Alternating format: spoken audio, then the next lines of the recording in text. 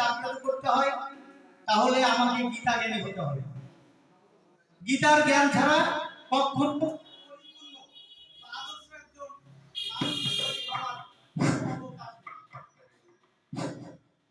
প্রকৃত মানুষ হতে গেলে আমাদের গীতা জ্ঞানী হতে হবে। গীতার বাইরে কোনো কিছুই পরিপূর্ণ জীবন গঠনের কোনো সুযোগ নেই। আমরা যেহেতু গীতা চর্চা করে থাকি, সে আলোকে যেহেতু আমার সময় নেই, আমি অল্প সময় দু চারটি কথা বলবো। তো আমরাও জানি যে গীতার ১৬ অধ্যায় দৈবাসু সম্পদ বিভাগ যোগে দৈভূত স্বর্গই লোকের অস্বীন দ্বিবিধা। কি বলা হলো? যে এই জগতে মানুষ কয় প্রকার? দুই প্রকার। এক হচ্ছে দৈবিক আর এক একটা আসুরিক। তা দৈবিক সম্পদের অধিকারী হতে কি হলে কি হয়? বলছে ২৬টি গুণের অধিকারী হতে হয়, অর্থাৎ ২৬টি গুণ অর্জন করতে হয়। আর আসুরিক সম্পদের অধিকারী মানুষের ভিতর কয়টি গুণ? বলছে ৬টি গুণ। তো আমাদেরকে প্রকৃতপক্ষে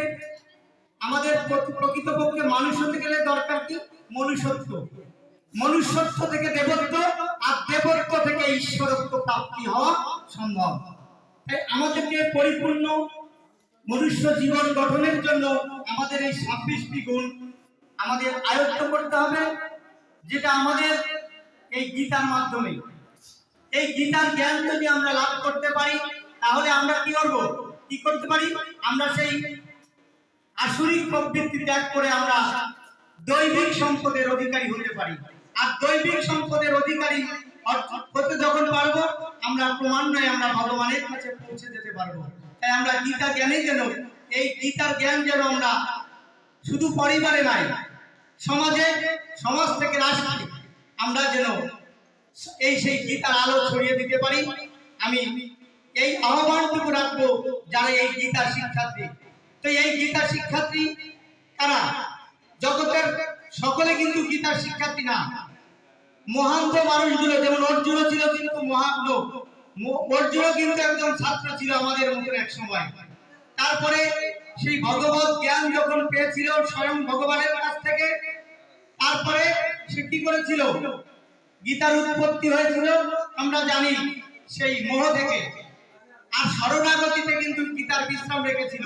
অর্থাৎ পরিপূর্ণ জ্ঞান যখন মানুষ আয়ত্ত করতে পারে তখনই সেই ভগবত চরণে তার নিজেকে সমর্পিত করে। তো গীতার যে সর্বশেষ যে জ্ঞানটার কথা বলেছিলেন, গীতার ১৮ অধ্যায়ের ৬৪ নম্বর শ্লোকে কি বলেছিলেন? সর্বোচ্চতম সিনুমে পরমম বচ ইষ্ট অসীমে দৃঢ়বিতি বক্ষামিতে হিতম।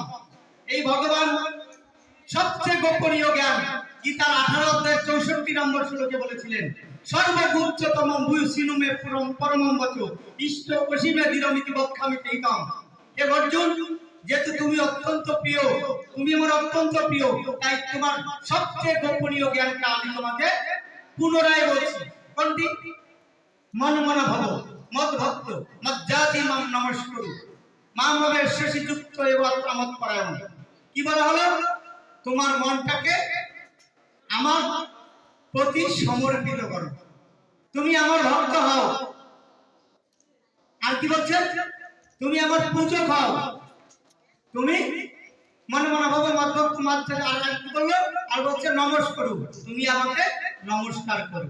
এবং ১৮ অধ্যায় ৬৬ শ্লোকে বললেন, ৬৬ নম্বর শ্লোকে বললেন, সর্বধর্মান পরিত্যাজ্য মামেক শরণং ব্রজ অহং তাং সর্বপাপেভ্যো মোক্ষয়িষ্যামি। আরেকটা কথা বলবো, আমরা অনেকে বলে গীতা পড়ে। কেন পড়বো গীতা? পরে